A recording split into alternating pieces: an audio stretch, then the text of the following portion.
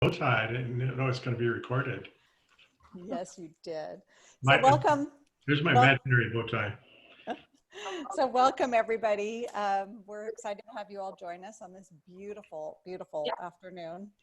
I would like to welcome all of you to Fieldstone4U. Just a little brief history as to what we do. We send out a survey, we have conversations, we find out what your needs are, and then we go and find a fabulous speaker to lead us in discussion. And I think you'll be very pleased with who we have today. You're going to hear from Rusty in just a little bit, but just a couple matters of housekeeping.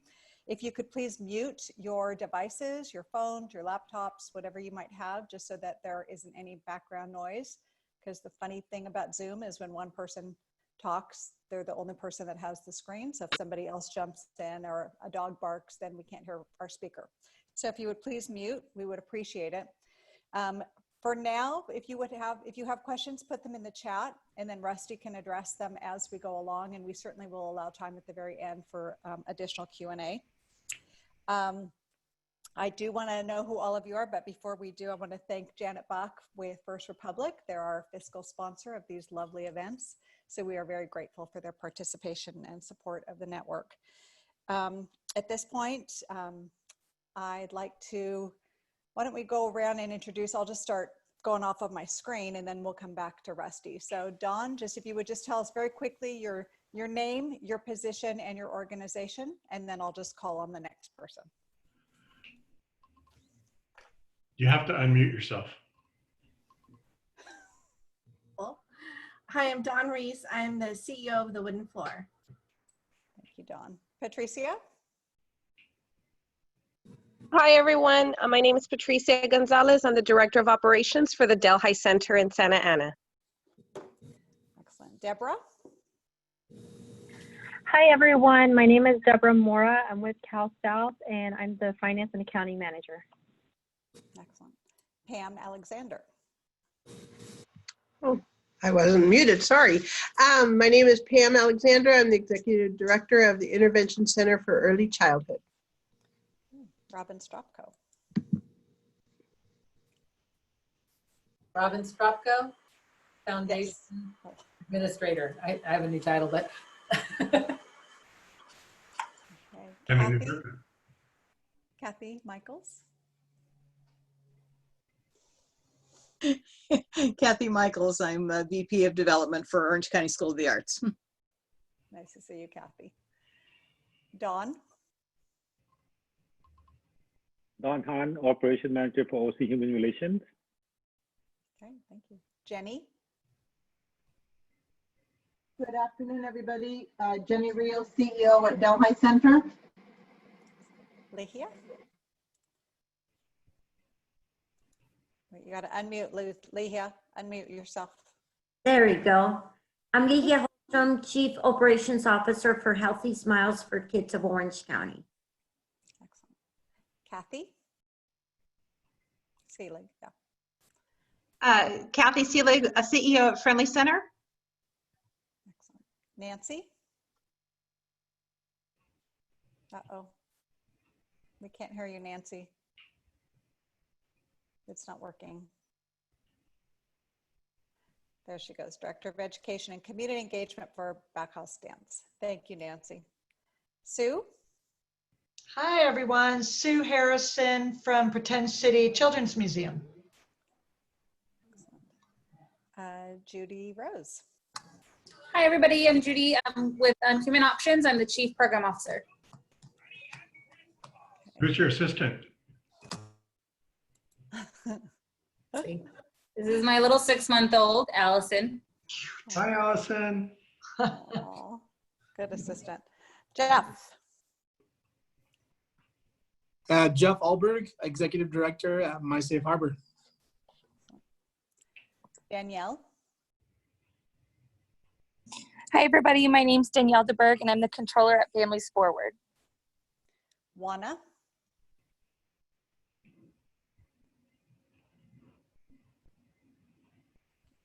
Can't hear you, Juana. Okay, we're going to keep going. Juana, if you want to put it in the chat, I think we might be having some difficulties. Keegan. Good afternoon, Keegan Bell, Executive Vice President with Irvine Public Schools Foundation. Excellent. Nadia?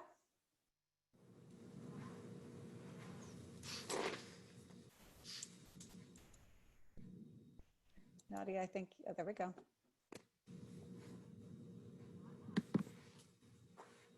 Nadia's there. We can't hear you.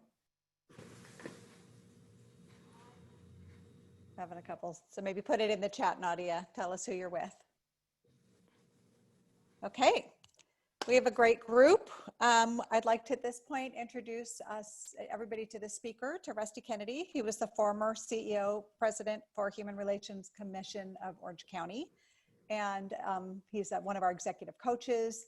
He's been an incredible friend to Fieldstone, has sent several of his staff through our Fieldstone programming. And we're just grateful to have somebody in our family that is so knowledgeable. And when this topic came up, really put our heads together and thought Rusty would be a good one because he's been through quite a bit. You'll hear about his tenure in the sector, and you can imagine the hills and valleys that he has experienced. So we thought it would be perfect for somebody like him to share some perspective, especially with some of our newer and younger leaders. Not that didn't come out right. Sorry, Rusty. But people that are fairly new in their career, because it's very uncertain right now. And I have had a lot of people say, we have no idea where our funding is, if 50% is going to come through, if 75%, how do I even begin to budget?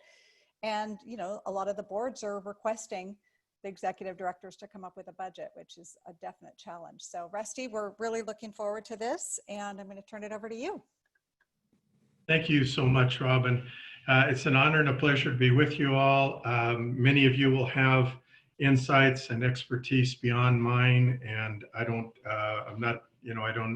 know everything on these deals. I kind of have done a lot of work over time in the world of uncertainty. As the founder of OC Human Relations, I don't know, some 35 years or so ago, we started really a nonprofit with nothing, and grew it 100% a year for 3 or 4 years, and ended up having a few $1 million annual budget, only to wake up one morning and have our largest donor, who was giving us $1 million a year, say, by the way, I don't have any more money to give. So our already created budget on how we were going to spend that became something akin to what you may be facing now, which is the crisis, and how do you handle and deal with the crisis. So I have a little PowerPoint. I've not done this on Zoom before, so I'm going to give it a try, and hopefully we have a decent enough connection so that we can all have somewhat of an enjoyable time. And please do write any questions you have in the chat space, and if later on we can just open it up to free for all as well. So let me give you a little overview, if I can get this PowerPoint to get going. So we want to take and look at how we assess risks in our programs. That'll include looking at and identifying all of the costs, direct, indirect, taking an effort to estimate the income, which you're going to need to consult with your major funders, track funding from future years, assess committed, likely, possible, and unlikely as well in these times. You've got to develop contingency plans, right? And we'll look at, best case scenario and worst case scenarios. Can you be ready for the opportunity as well in the crisis? And also look at what financial documents you need to really do your best to predict the future, cash flow estimates, budget versus actual revenue and expenses, a balance sheet, or what we call a statement of financial position. So we'll start off with assessing the risks. And I think the first part of assessing the risks is thinking about what is the most important program and effort that you do. What is most central to your mission? You need to think about where your programs are conducted. Are your facilities flexible? Classrooms, community centers, whatever. Is online possible? Are there other alternatives? You want to think about what and how you connect with your clients. Will your access be limited? Will you have to find new ways to reach them? You have to think about the financial constraints that your clients may face. Has their income changed? Are they facing unemployment and losing their housing and other things? And can they afford any services? You know, and do they have the time and place to be able to access services? So you want to think about, can you provide your services in a new way? What are the essential elements of your service? Can you connect with your clients in a different manner that makes a difference? And which programs will be needed in the future is the ultimate. You know, what got you here is not necessarily what will be needed in the future. So you have to be the top expert in your field. You have to read and study and look forward. You have to predict. You have to be constantly thinking about how things are going to change, and you know, how your program and your ability to meet those needs is going to have to change as well, and approaches. So the next area is program costs. What are the costs of your operations, like salaries, benefits, mileage, you know, the basic that. You have to also remember the cost of replacing staff, training and supervision. And then I think in the nonprofit sector, we often neglect infrastructure. It's really critical, but infrastructure is often minimized. People think of the less overhead, the better. At the same time, the less overhead in administration and finance and management sometimes means the less stability in your organization, the less ability to deal with change. So, you know, your rent, you know, can you renegotiate? Are there other alternative venues? Are there ways to renegotiate your loans even? You know, you have to make sure that you don't cheap out on administration. That kind of would be one of my bottom line points, because you don't want to be that organization that you know, has their money in the wrong place. So, you know, in terms of looking at your income, your sources, you know, you need to look at all your different sources and the way that you raise money. And, you know, you're going to need to contact your funders to see if they have a commitment going forward, or what their constraints are.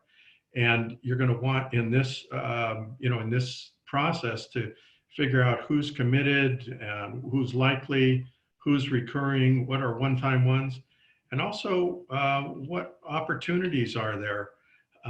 You know, I developed spreadsheets, and I put the program, and then I put all the different kinds of income, and then I do the status of, you know, this one's been, this is the history of this donation, and this one and this source, to get kind of a visual spreadsheet of it. But the bottom line is, you also want to look at what are the opportunities. Maybe something that you're doing is going to have a huge spike in demand, and have you prepared and set aside enough resource, human resource, as well as funds to be able to respond to that opportunity.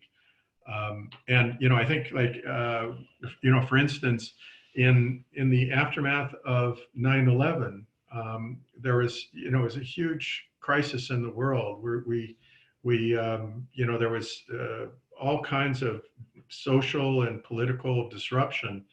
And one of the things that we did at OC Human Relations was we created a county-wide program we called Orange County Together, and we went out and sought an unusual combination of people to take an approach of studying this issue and determining how can we prevent that type of social disintegration that we saw in the LA riots after the Rodney King verdict, how we could prevent that from being our future.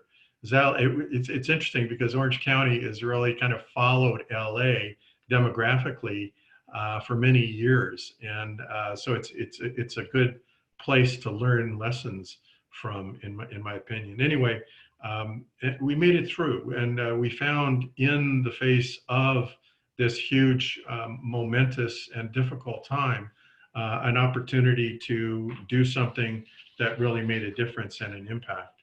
So you always want to look at that. Now, contingency planning is really where it's at. So, you have to look at, what if you lose 50% of your total income? You have to have in your back pocket that alternate budget of what you're going to do if you lose half your income this year. Or if you lose all your income for one program. You have one program that's reliant upon the schools in a special way, or reliant upon something else that's changed completely, and you're totally unable to do it. And the funders or the funding source or the fees or whatever go to zero. You have to be prepared with all of the alternative budget proposal, because that's your job. As the professional, you have to be looking ahead and having a sense of worst case scenarios and a plan for each of them. And then you want to get your best case scenario, and that's taking advantage of your growth opportunities for your programs, thinking about the dangers that are out there right now and how you might be uniquely placed to make a difference, and coming up with that proposal as well. For $500,000, we could do this. And there's, as you've seen in the aftermath of the homeless issues, there's a huge amount of money that was immediately made available for shelters all over Orange County that was never available before, because we just couldn't afford it. And yet, overnight, with a little bit of help from the judge and COVID and various other factors, there are shelters opening up all over the place. And there, in fact, maybe too many shelter beds and not enough permanent housing. So you need to realize that growth opportunities and money is often out there, even at the worst of times. So having your mind open to those possibilities is really important. So in contingency planning, one of the really crucial items that I think people, sometimes as a CEO or a principal C-suite person, you're going to have that sense that it's your job to come up with this plan and sell it to everybody. In my experience, dealing with the worst budget cutback, losing half your income, the worst situation, it's critical to have the buy-in from your board and your staff and really your key partners all the way through. And they are so much smarter. As brilliant as we are, and we are brilliant, as brilliant as we are, we're not anything like the combined brilliance of all of those staff people and board members and key partners that we work with. So figuring out a system of consultation and engagement of them in the process of identifying how you're going to deal with cuts and how you're going to deal with opportunities is really critical. So involving them is super important. And, of course, I think you also want to remember, anything that you cut, what are the programs that really make a difference? Where are you really accomplishing your mission? And, what are the things you're doing out of habit that maybe you could let go? So you have to, when you have to choose, well, I won't even make some of the analogies about tough choices, but you have to take a look at that. What is most important? What is most central to our mission? What is uniquely ours? And of course, you have to look at your fixed costs. Can you sell? Can you renegotiate? Can you consolidate? Can you merge with another nonprofit? Difficult times bring about unique opportunities to bring together different groups and really develop some new efficiencies. What efficiencies can you identify? Can your staff find savings? We found our staff came up with all kinds of ideas. You know, I think they chose in some ways, we're going to make these very difficult cuts, but let's keep the family health plan that we have for all of our staff, even in a difficult time. But we're willing to do this and this and this and take a 10% across the board cut. You know, there are all kinds of things and ideas they came up with. So, you know, what are the efficiencies is important. You know, you also have to think about, you know, what are those programs, like your annual banquet, you know, or other things. We had to look at, we used to have 3 different annual banquet type affairs. One kind of a breakfast and one kind of a reception / dinner and one kind of a gala dinner. We ended up consolidating them, and you know, it was really tough to convince people to give up the individual ones that we do out of habit because we're successful at them. So you know, you need to think about what things you really can let go, and you know, and when you have to, you do let them go, whether or not you want to. You know, as you go forward, you're going to have to look at staff layoffs. You know, who do you need on the bus? Who is essential to you making it in the future? And who might find this an opportunity to move on to something that they may even be more successful at? But, you know, that hard analysis is not always going to be welcomed by everybody. The key, I think, in making difficult plans that require big cuts to us was be open in communication. First off, make the difficult decision up front. Don't delay cuts.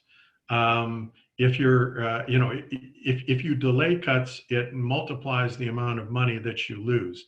So cutting soon and cutting appropriately is a really a critical way to get yourself on the road to recovery.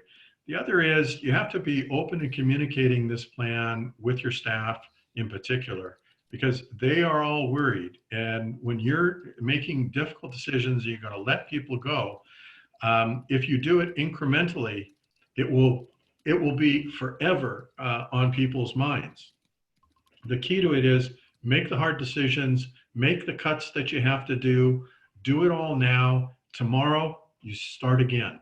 Tomorrow is the first day of our rebuilding. Tomorrow is the opportunity to go forward, reimagine our business, and operate with the resources that we're, you know, that are available to us. So I think that's really critical to be open in that communication. So everybody has different kinds of financial documents, and you know, whether your budget is you know, 20 million a year or 250,000, you may have less access to some kinds of financial documents. But here are the kind of the pieces that I think are critical as you make decisions on budgeting when times are uncertain. You know, the first is a cash flow analysis. You know, you want to start with your actual cash, spread your income as you would, you know, your grants come and go on different calendars. So you want to do kind of spread it over the months that are obligated by that. So you can see how much money you have by month for the next year or so. You want to make as best you can. You want to have those budget versus actual documents that give you, you know, the multiple year vision of what you thought you were going to spend and what you actually spent. A mistake some people make sometimes is you put out a budget and you spend the year trying to, you know, kind of stay within that budget.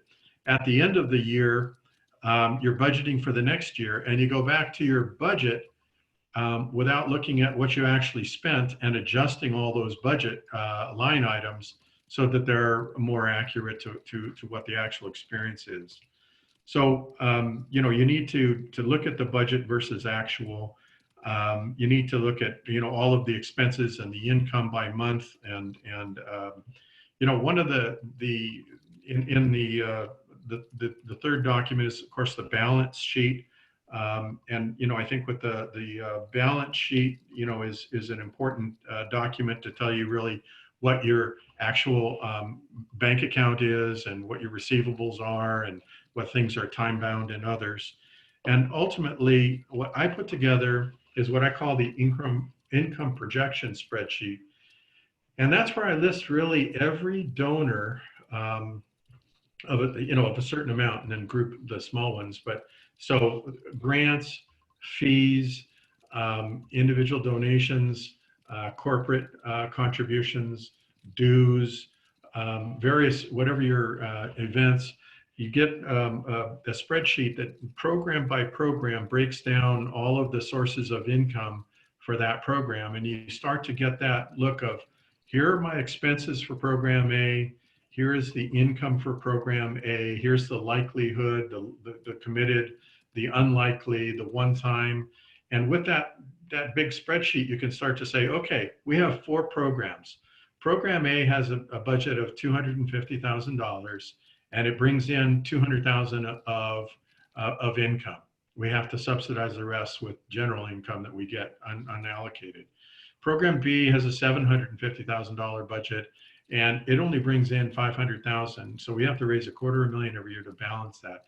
Programs, you know, so you're looking at each one according to how much income comes in specifically for that and how much income you have to subsidize with your general fund development that's not allocated specifically. And that general non-allocated money, or the money you can move around, we call that. Go right now. Hi, Angie. If you mute yourself, we won't hear that. There you go. Liquid unrestricted net assets, LUNA, a word that David Greco taught me. And I don't know if you guys all know David Greco, but David Greco is the guru of nonprofit finance. And much of these ideas and documents and my approach and experience comes from fantastic workshops that David Greco did that I went to a couple of different times. And anyway, it's a really good word, liquid unrestricted net assets. It means your reserves, essentially. It's the money you can take and your board can decide to take that. Instead of putting $250,000 of that into program C that you've been subsidizing, you're going to take that whole $250,000 and you're going to do this with it, which is an opportunity. Anyway, it's my favorite kind of money.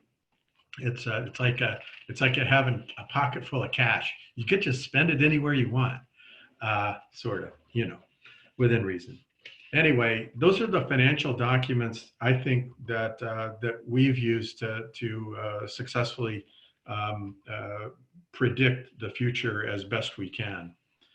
So the hard, I think the hard reality, you know, you're developing all of these schedules, you're developing, you know, all of these, you're developing these budgets, these contingencies.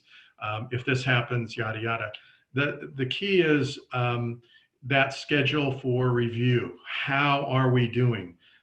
If we don't get, if we don't come pretty close to our $500,000 fund development goal in the next 3 months, at the end of that 3 months, we need to make another hard decision, a layoff, program cut, whatever it is. So having those kind of milestones in there, looking at your expenditures, if the efforts you make to bring down your expenditures are unsuccessful, you're not only going to have to make those cuts, you're going to have to make additional cuts to make up for that which you didn't get done. So scheduling a review of your financial situation as these contingencies are going forward is an important one. And it also puts you in if new opportunities are arising, you know, you need to look again at your budget and decide what can we cut in order to take advantage of this one-time opportunity that may make the difference, you know, in the future of our organization. We may go into a completely, you know, Kaiser may give up steel and go into healthcare. What the heck, you know, who'd know? or the Sisters of St. Joseph might, develop a healthcare system. The key to, I think, to good management in these difficult times is the anticipation of the worst case scenarios, anticipation of changes in your field, anticipation and view of the potential future and how you might manage it.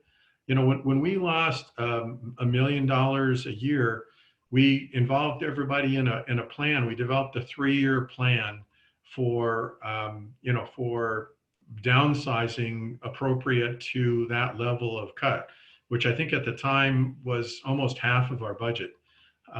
And so we were able to take a soft landing. We didn't just, we cut back on the expenditures that we were planning, and we were able to use layoffs and other things. So the anticipation of the end of that dollar was able, we were able to take a softer landing. And I think that as you look forward, realistically assessing what's going to happen and anticipating it is key. And the preparation of those alternative scenarios and knowing when to look into them and when to get into those scenarios and modify your budget is really the key to that. That's kind of the main content that I wanted to give you, and then just ask you to, if you have questions you want me to go for it. Thank you. Thank you, Rusty. Or problems that you're facing right now that we could all brainstorm. Great. Danielle DeBerg from Families Forward has a question. Hi, thank you, Rusty. This was super informative, and I have lots of notes to debrief myself on. But I am presenting my budget on Friday, and what I have right now, just to give you a little background on my agency, it might help. We help homeless families get into housing. We own several units. And next year we have some capital grants. So it's going to make, our income statement look fabulous because we're having this revenue that's going to show up not as an expense. But I've kind of created, not a balanced cash budget and really relying on that PPP plan that we got. So I can justify that we don't have that positive cash right now. And I just am wondering what your thoughts are from a financial standpoint to present a not balanced cash budget. Sure. A couple of things. One, I am somewhat familiar with Families Forward, having when Margie Wakeham became the, when she was working there as a volunteer and then a staff person, she and I went through the Fieldstone Executive Leadership Program together. And we've been awesome. best friends ever since, and coaches in it. So I'm pretty familiar with your organization, and I did your strategic planning session, in fact, a couple of years ago. Oh, cool. Anyway, I think that in these times, there's nothing more wonderful than the PPP. Yeah. As long as you correctly expend it, it looks like those monies will all be forgiven to nonprofits.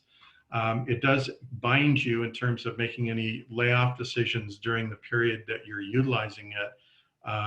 But it is a great boost in the arm. And you do have to make a decision as to when those funds run out, whether or not you're going to be able to sustain that staffing level, or whether at least it's given you enough time to soften any difficult decisions you have to make. I do think that with large capital expenditures, you do make your budget look like it's your minor 500,000 deficit in the staff and salaries seems minor because you have a $50 million capital budget that's coming in. It can sort of make it feel less important, but how important it is. That those capital expenditures are like time out of space. They're not your staff. They're not your core kind of going forward. The hard part is dealing with the rest of your budget. And I don't know in terms of, I think that with a reasonable amount of liquid unrestricted net assets. So in other words, your reserves or your carryover, it's absolutely the perfect time to be budgeting a deficit, essentially, which is what I think you're telling me you're promoting, a budget where you're not raising as much money as you're spending in, aside from the capital stuff. And I think that particularly at a difficult time, at a time of transition, that's what you want to use those reserves to do. You just have to be careful that you're not using them to put off decisions that you know you're going to have to make already. So if you know you're going to not be able to continue to do X, Y, and Z, I would recommend against selling a budget that continues to do X, Y, and Z any longer than you have to. So if you're changing, anyway, that's kind of my view of. Did I hit it there? Yeah, no, that completely makes sense, and that was kind of my question around the reserves is like when do you start? When should we be comfortable saying that this is the time we need to use our reserves, because we do have that buffer. I just want to make sure that we're making the right decision. So yeah, I think that I think you answered my question. Thank you. And I don't think you want to use all your reserves, yeah. At once, but you definitely, this is the kind of time, and this is when, and particularly there are such huge opportunities in your particular field and large change. This is the time when you want to use reserves to make sure that you're properly positioned to really come out of this downturn with a major step forward. I agree. Thank you so much. Sure. Do we have other questions? A lot to digest. Rusty, I loved how you framed it, and you said, tomorrow's the first day to rebuild or embrace new opportunities. It's a great way to look at things and to not panic when we think that the bottom is falling out. So that's an optimistic way of looking at things. I've gone through times when we've had to make really difficult cuts, lost people, and it's demoralizing. And you see Don nodding his head because he was there. Don Hahn was one of my colleagues at the time. And I think the only way that we were able to kind of get through that and not get bogged down in that was by involving people in the decision, coming up with a plan, and executing it immediately. So you don't want to have a death by 1,000 slashes. You want to take your medicine, if you will, and mix in my metaphors. Oh well. You really have to kind of make your decision and then make all the difficult cuts and everything else. And then maybe even sometimes we'll start with the whole like offsite retreat to say, okay, that's done. Now this is what we have left. What are we going to do tomorrow? What's our path forward? I remember in working with one of my Vistage, I participated in Vistage's CEO learning group for for-profit mid-cap companies, and one of my favorite mentors in that organization told me that one of the things that they had the most difficult time doing, and it's a lesson I think to all companies, is you have to, and this goes for nonprofits as well, I presume, you have to know when and how to say no to your best customer. So this particular man made all the hot sauce for Taco Bell in the world, and it's like millions and millions of dollars of income, and I think more than half of his company's income at the time. And Taco Bell said, well, this year we have this other provider and they've come up with this new price and they're undercutting you by 25%. We'd like to stay with you. If you can reduce yours by 25%, we'll go with you. And Keith said no. And so he lost the contract. He reorganized the company, got rid of their cannery, made all kinds of opportunistic changes, lost half the business.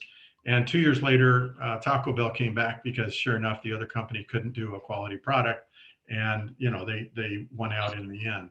anyway, it's just a lesson to say sometimes you have to say no to your best customer and say we can't do that at that cost, or and then hold out. Dawn Reese, did you have a question? I just had really a comment. Oh, sorry. Comment for Rusty too is that I think I always learned that, it's really a story, right, that you're sharing with the board about.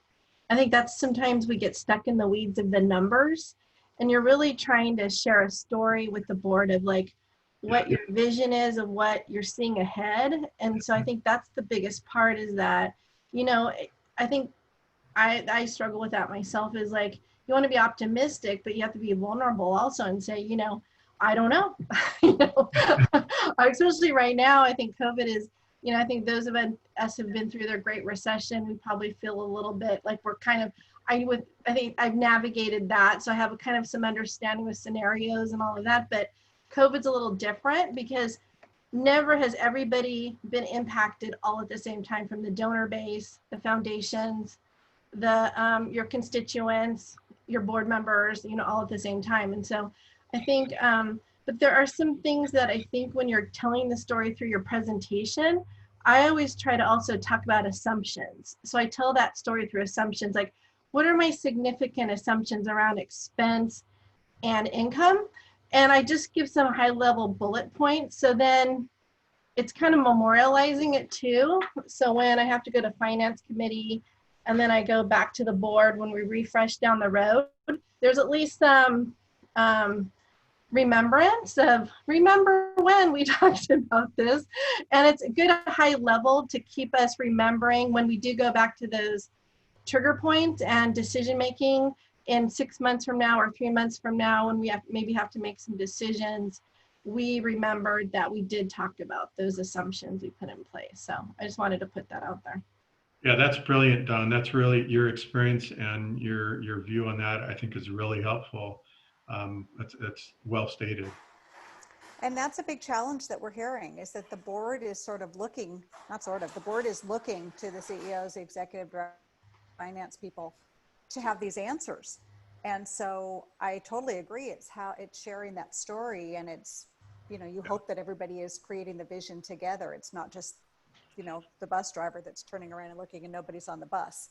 So Rusty, can you offer some suggestions for those leaders that maybe are working with a board that maybe their vision might be a little different, and how do you get them to come along, and how do you come up with a plan when they're kind of just sitting back saying, okay, make it happen for us? Yeah. There's lots of different kinds of boards. Some board members like to come to the board meetings and enjoy their croissants and the company, and not come through with anything else but their company's annual contribution. And there are board members who want to come down to the office and spend 4 hours going from cubicle to cubicle visiting with their favorite staff people who are their friends. And there are board members who are volunteers that do fantastic jobs free, and are so supportive. And managing and juggling a board is a unique responsibility. And when we have a nonprofit, smaller nonprofits in particular, and your CEO is not only your kind of your lead staff expert, but also is your top fundraiser, your top supervisor, and has to really manage that board, you're given a burden that's almost unachievable. But I think that working with a board that has all of these different these different personalities and elements is a real step-by-step process. You have to educate them at every meeting, on their role and the realities, as Don was saying, the narratives that make sense, that help them to have a framework for understanding and being supportive and coming through and putting their wisdom to use, because they can share lots of wisdom that is not very useful if you don't take the time to educate them. And I think that as you go through the month, an organization of a certain size, if you can take the time to have one-on-ones with each of your board members on a regular basis, that's money in the bank. And I don't mean it's actual cash, although it does often translate into that, as with any other donor. The relationship is key, but it's money in the bank in terms of having a trusting relationship where you can be, as Dawn was suggesting, vulnerable. You can be open, and you can share the worst of news, and you're not going to get any surprises. You'll have lots of support. And so I think it's about good communication with them, taking the time to do those one-on-ones, good education of them, so you continue to share that narrative and give them the documents that help them to see that narrative. Think of everybody as a visual learner, an audio learner, a kinesthetic learner. Everybody learns in a different way, so you have to sometimes figure out your lessons in different manners. But involving them in the process is really a key. But as you know, board members may bring lots of expertise for instance, a CEO who has been a CEO for 30 years of a major company that's sitting on your board, who really doesn't even know how to type anymore, much less the other basic functions, sometimes isn't as good, as somebody that's a little more down to earth. So you have to make sure you develop an understanding in each of them of what they can bring to the table and what you're facing and how you're doing it, and get them to share the expertise that is valuable and be constructive. Yeah, it really goes hand in hand with board development. Rusty, we'll have you come back and do one on that. Yeah. Don could do a better one than me, I think. Okay, it's 4:49. Do we have questions? I think, Rusty, this was so helpful. Again, thank you so much for sharing your expertise and, again, your perspective and what you've dealt with over the 30-some years that you've been doing this. So much appreciated. I would send a special thank you to David Greco. I forget the name of his company, but you can find him out there. He's really the guru in this area. Also the Nonprofit Partnership of Long Beach, where my daughter works, who sent me one of David's presentations that refreshed my memory of some of the things that he taught us. So anyway, I thank you, Robin, and it's so lovely to see so many of you from great organizations. I've had my eyes on much of what you do through many years, and it's good to see you carrying on this important work. Well, we will include the PowerPoint. Robin Strotko will receive that from Rusty, and she'll share it with all of you. Robin puts all of these recorded Zooms on our YouTube channel, so make sure that you go to our YouTube channel and you can access any of them. You can share them with your colleagues if you have a finance committee meeting, if you have a staff meeting and you want to discuss this. I think this would be an excellent training for your teams. Again, just thank you so much. Again, we do this because these are the needs that you present us. So if you have specific needs in other areas, please reach out to Robin or myself and we'll put another Zoom together. Rusty, again, thank you for coming out of retirement and doing this for us today, putting on a collared shirt for us and everything. And no bow tie though. Sorry about that. No bow tie. I don't know what I was thinking. So we're letting you be retired. But again, thank you to everybody. Be well, stay well, and we'll talk to you soon. Thank you. Bye-bye now. Take care.